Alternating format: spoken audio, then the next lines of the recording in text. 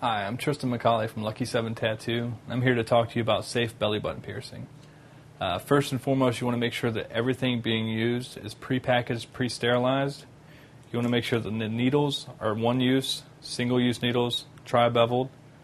You also want to make sure that the company you go to is regulated by a local health department or something of that nature.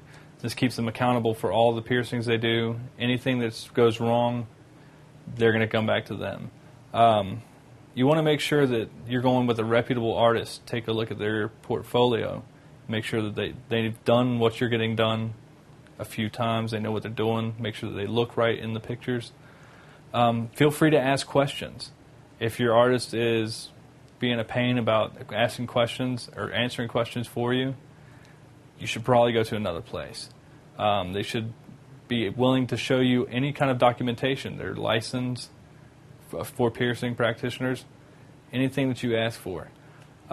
First thing they want to do is you want to clean the area really well with a soap. This is a Technicare. It's basically what surgeons use before surgery.